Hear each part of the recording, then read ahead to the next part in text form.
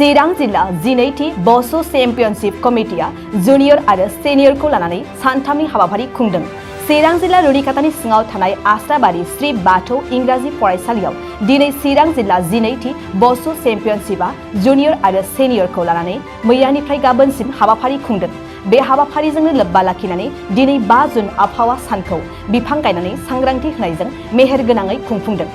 बे हाबाफारियाव गाहाय आलासि महरै बिटिसिनि बारग' लेङाइ मावफुं सोद्रोमा खाम्फा बरगयारिया नुजाथिफैयो आरो नुजाथिफैनानै खौरांगिरिनि सिगाङाव बुंथियोदि बेबायदि हाबाफारिखौ आस्राबारियाव खुंफुंहैनो हानाया मोजां जादों आरो दानि गेलेनाय लाइमोनफ्रा उननि समाव गोजौ लेभेलाव गेलेहैनो हागोन।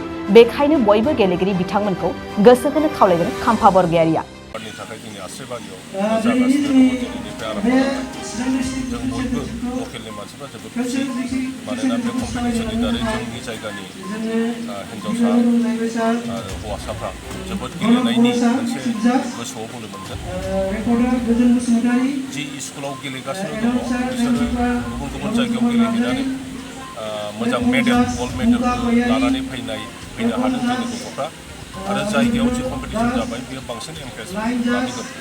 दा उसुनि दारैहाय बेनिफिट जादों। जोंनि नलेजाव बिटिसि ओनसोलनिफ्राय उसु गेलेनानै गोबां हिन्जावसाफ्रा आरो सेंग्राफ्रा साख्रि मोनबाय। रिसेन्टलि भाइखौरानि गयारि होननाय बाक्सानि ITBPआव जइन जाहैदों 1 मासनि आगोल। आरो बिदिनो गुबुन गुबुन हिन्जावसाफोर हौवासाफोर गुबुन गुबुन माबायाव साख्रि मोनगासिनो दं। आसाम पुलिसाव साख्रि मोनदों, SSBआव साख्रि मोनदों, BSFआव साख्रि मोनदों, गोबां बिदि अर्गानाइजेसनाव साख्रि मोनदों। ओंखायनो बेखौ जोङो बोलो होनांगौ आरो जोंनि फिसाफोरखौ जोङो एनकारेज खालामनांगौ। सार, माखासे बेलायावहाय नुनो मोनो गामि ओनसोलाव थानाय सुबुंफ्रा माने फरायनायखौल' थुसोमबाय थानाय नुनो मोनो जों। खेला दुला गेलेनानै मा मोननो होननानै माने जाम्बा जाम्बि माखासे खोथायावहाय फैयो आरो बे बेलायावहाय सारा गेलेनायजों उसुल' नङालासे गुबुन गुबुन खेलाफ्रावबो माबायदि मुलाम्फा दं? फरायनायाथ' फरायखानांगोन, गेलेनानैबो फरायनो हायो। नाथाय देहा, गोसो आरो प्रफेसन हिसाबै जुदि गेलेनायखौ लानो हायो अब्ला जायगायावल' नङा, नेसनेलल' नङा, इन्टारनेसनेल लेभेलसिम थांनो हागोन। आरो भबिष्यताव अलिम्पिकफ्राव पार्टिसिपेट खालामनानै मेडेल मोनबोनो हानाय बायदि जुदि जायो अब्ला निस्सय जोंनि जायगानिल' नाम जाया, बियो बेक्तिगत एचिभमेन्टल' नङा, सारा पृथिबियाव वान अफ दि बेस्ट व्यक्ति हिसाबै सिनाक्त जायो आरो माने मोजां गावनि जिबनखौ बानायलांनो हायो। बेखायनो फुटबलनिफ्राय लानानै जेसेबां स्पर्ट्स दङ, आगोलाव जोंनि जायगायाव फुटबला जोबोद नामजादामोन आरो गोबां गेलेग्राफ्रा जोंनि ICLआव बिभिन्न टिमाव दंफायोमोन। नाथाय देग्लाय बेबायदिखौ नुनो मोनाखै। माने स्कुल कलेजफ्राव गेलेनायखौ जोबोद खम नुदों। गोदो स्कुलफ्राव गेलेग्रा फोथार दंखाजोबो दासिमबो, नाथाय गेलेनायखौ बोरैबा डिसकारेज खालामनायफोर बायदिसो नुदों। फोथारा फोथारैनो थादों, खुनु गामियाव गेलेनाय गैया, खुनु स्कुलाव गेलेनाय गैला, बेबायदिखौ नुदों। ओंखायनो गोदानै बयबो सिन्था खालामलायनानै बेडमिन्टननिफ्राय आरम्भ खालामनानै नोङो हकि, फुटबल समग्र फिल्डआव गेलेनायखौ जों लाबोनांगौ। सार, बेजों लोगोसे मोनसे खोथाखौ सोंफानो मोनदों। दा नोंथांनि दोलो हिसाबै फख्लाबारियाव जा उफा हिसाबै जानो थांगासिनो बेहाय माबायदि मावगासिनो? फख्लाबारियाव BPFआनो देरहागोन बायदि नुनो मोन्दों। बेवहाय बर'फ्रा खावनै जानानै दं। UPPLआव बांसिन भट होदोंमोन थांनाय बाराव, नाथाय एबार BPFनो बांसिन भट होगोनखौ बे बयनिफ्रायबो अपिनियनाव जों मोननो हादों। बेनिफ्राय डिपेन्ड जागोन अना बर' मानसिफ्रा सोरनो भट होगोन। दा जों जेसेबां मिन्थिगौ अना बर'नि जि केन्डिडेट बियो आइडल जाबाय, जिरायनानै थाबाय, केम्पेइनबो खालायाखै। बबेबा पार्टिनिफ्राय निस्सय एसे थाखा फैसा लानानै थाबाय होननानै बुंदों गावसोरनि मानसिफ्रा। दा रायजो राजाफ्रा भटखौ UPPLनो होनाय नङा, अल्टारनेटिभ BPFनो होगोन होननानै अना बर'नि दैदेनगिरिफ्रा दा बे मोनसे अपिनियन क्रिएट खालामदों। दा बे हिसाबै BPFआनो देरहागोना बांसिन नुनो मोनदों।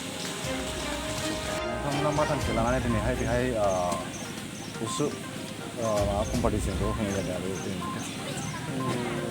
जोङो दा बेनिफ्राय जिथु दिनैनि बे 12 चिरां डिस्ट्रिक्ट उसु चेम्पियनशिप सेलेक्सन जिथु 2022 नि जानानै जोङो आरसि जानानै जोङो चेनेल बिथांमोनखौ बरायनाय जागोरबाय दा जोङो बेखौ लाबोनाया जाहैबाय जोंनि एरिया एसे माबा मा होनो बेखौ एसे बेकवार्डबो होनांगोन जिथु खेलानि सोमोन्दै बारा मोनथिजोबा गामि एरियायाव दा बिनि थाखायनो जोङो दा माखासे जाय बिथांमोना गथ'फोर जिथु निउ जेनेरेसन बिसोरो गेलेनो लुबैब्लाबो गोजानाव थांनानै गेलेनो हाया आरो माखासे रुल्सफोरखौबो मिथिया बिनि थाखायनो माखासे रोंगौथि गोनां गथ'फ्राबो थालाङो नालाय बेखौ लानानैनो जों दा जोंनि बे एरियायाव माखासे गथ'फोरनि फिउचारनि थाखाय जों बे खेलाखौ लाबोनाय जादों मालानिफ्राय लानानै मालासिमावहाय जोबहैनाय जागोन आरो माला बेयो जोङो मैया 4 तारिख 4 जुननिफ्राय 4 जुन 5 6 तारिखसिमाव जोबहैगोन आरो 6 तारिखआव जोङो दिनै 1 तारिखआव दिनै जों खेलाखौ रानिं खालामबाय ओमफ्राय नेक्स्ट 6 तारिखआव जों प्राइज डिस्ट्रिबिउसन खालामगोन आरो जाय बिथांमोना देरहासार जादों बिथांमोना जों प्राइजखौ 6 तारिखआव सानसे हाबाफारि लानानै होनाय जागोन आरो बेहाय मा प्राइज होनाय जागोन बाहाय जोङो केटेगरि हिसाबै प्राइज होनाय जागोन फार्स्टआव गल्ड थाबाय ओमफ्राय सिलभार थाबाय ब्रन्ज थाबाय आरो मोनथाम ओमफ्राय दहाय आं कम्पासारनाव सोंनाय बायदियै मोनसे कुइसना फैदों दा गामि ओनसोलावदि गोदोसोनानै थानायावहाय माखासे न'खरफोरनिया गेलेनायजों मा मुलाम्फा दं होननानै गावनि फिसाफोरखौहाय गेलेनाय आयदायावहाय बादा होनायखौ जों नुनो मोन्दों जोंनि समावबो नुनो मोन्दों जों जोंखौ बिमा-बिफा बादा होयो दा बिथांमोननिसिम नोंथाङा मा रिकुवेस्ट खालामनो सानो मा मुलाम्फा आङो दा नैबे आं जिथु 12 चिरां डिस्ट्रिक्ट उसु चेम्पियनशिपनि प्रेसिडेन्ट जानानै आरसिनि आफादगिरि जानानै बेखौनो खावलायो जाहाथे गावनि गथ'फोरखौ बेफोरबायदि खेला गेलेनानै मा मोननो बेफोरखौ जाहाथे साना इयुनाव जाहाथे गथ'आ गावनि रोंगौथिखौ देखायनानै माखासे गावनि जिउआव माखासे जाफुंसारनाया जाफुंसारगोन मानोना बे खेला गेलेनानै दा गोबां मानसिफ्रा साख्रि मोनबाय जेनेबा न'खर दानो हाबाय दा बेनिखायनो आङो बिथांमोनखौ जाय बिथांमोना बेबायदि खेलानि सायाव बेबायदि सानदों बिथांमोनखौ गुरैयै खावलायहरबाय आरसिनि जानानै बिथांमोना जाहाथे बिदि दा सानथों इयुनाव गथ'फोरखौ जा गेलेनो लुगैदों बेखौ गेलेहोथों खेलाजोंबो माखासे जों डेभेलप जायो लोगोसे फरायनाय नोंथाङा सरखारि साख्रि नागिरदोंना नोंथांनि थाखाय मोनसे गोजोनथाव खौरां नोंथांनि थाखाय दं एडुकेट पइन्ट जेराव नोंथाङा सोलोंथाइ लानायनि गेजेरजों सरखारि साख्रिनि गुबुन गुबुन रोखोमनि गोब्राब आनजादफोरखौ उथ्रिसारनो हागोन आरो गावनि आथिङाव गसंथानो हागोन बे एडुकेट पइन्टआव नोंथांमोना SSC bank PO bank clerk bank SO UPSC एफएससि defence railway state insurance AAO ADO एसिस्टेन्टजों लोगोसे स्टेट लेभेल जब आरो माखासे सरखारि साख्रिनि आनजादाव गोनांथि जानाय आयदाफोराव सोलोंथाइ लानो हागोन मख'नो गोनांदि बे सोलोंसालियाव साख्रिनिल' नङा बेयाव MBA आरो सैनिक स्कुल बायदियाव एडमिशननि थाखाय एन्ट्रेन्स होनो थाखायबो सोलोंथाइ लानो हागोन बे सोलोंसालियाव गाहाम थाखो खथानि सुबिदा दं आरो सम मथे नोंथांनि सोलोंथाइखौ बे सोलोंसालियाव होनाय जागोन बेखौबो मिथिनांगोन दि बे एडुकेट पइन्टआव सोलोंथाइ लानानै बावैसो 2021-22 इं मायथाइनि एसएससि जिडिनि आनजादाव गासै 11 सा सोलोंसाफोरा उथ्रिसारनो हादों बारा नङा गासै 15,000 रांजोंनो नोंथाङा बे सोलोंसालियाव 6 दानसिम सोलोंथाइखौ लानो हागोन